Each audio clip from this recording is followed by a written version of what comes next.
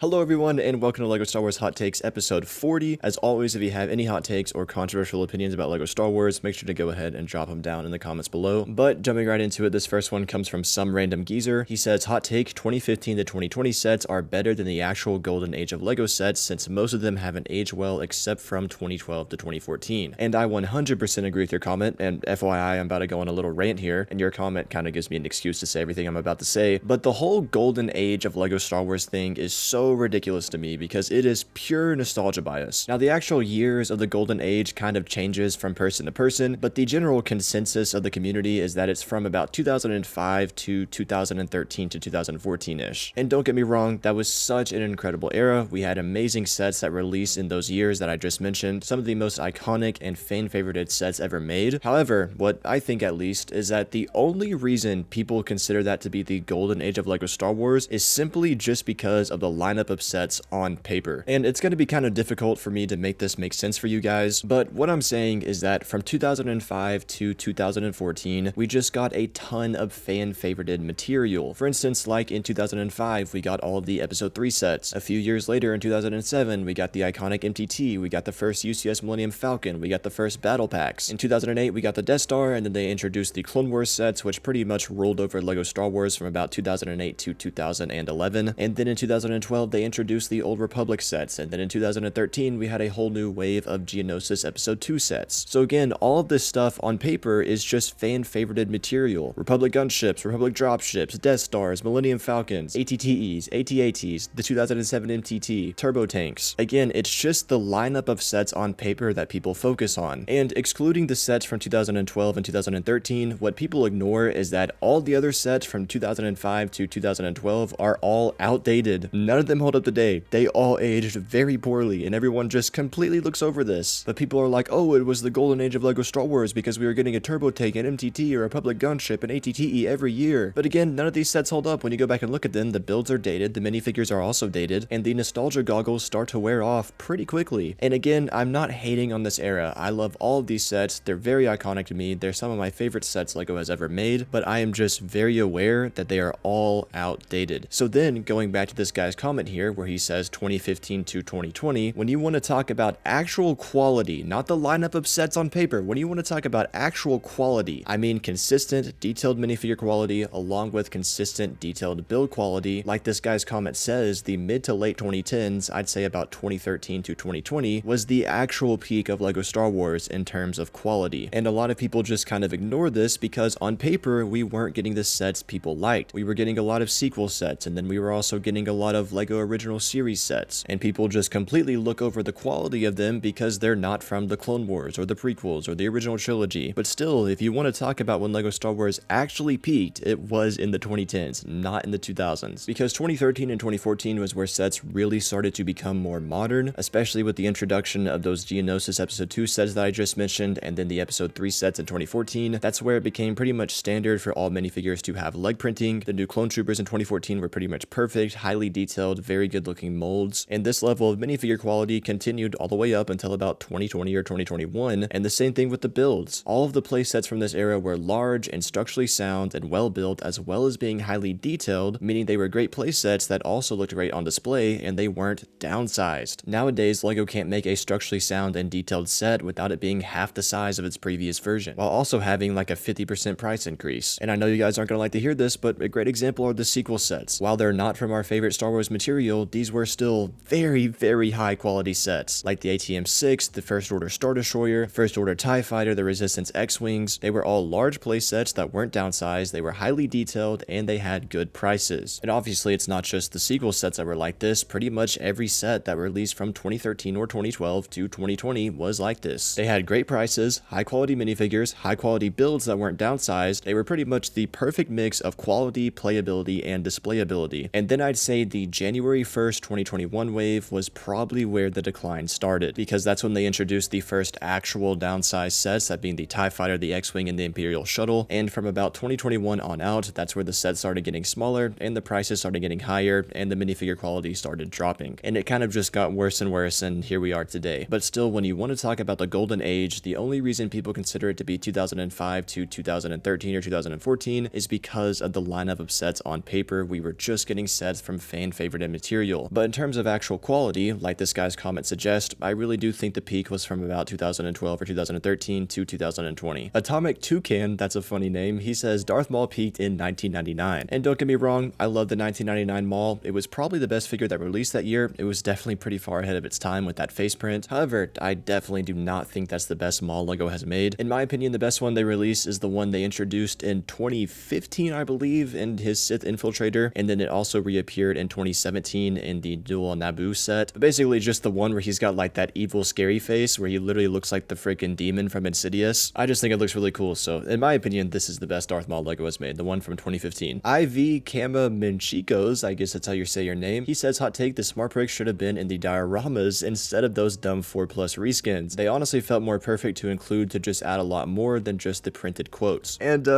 yeah, I don't even really know what to say to this. Well, first of all, the purpose of the Smart Bricks is that when you swoosh the set around, you know, it makes noises or whatever, and the diorama sets are made for display, so therefore if the Smart Brick was in it, it really wouldn't have any purpose, unless you just wanted it to make noise and speak lines for the characters or something. So considering the purpose of the Smart Bricks, yeah, putting them in dioramas would make no sense at all. And also, not to mention, dioramas are very expensive sets. Like for instance, the indoor one is $80 and it's a pretty small build. It's a great set, don't get me wrong, but it's very overpriced. And if the Smart Brick was thrown into it, it'd probably be like $20 more.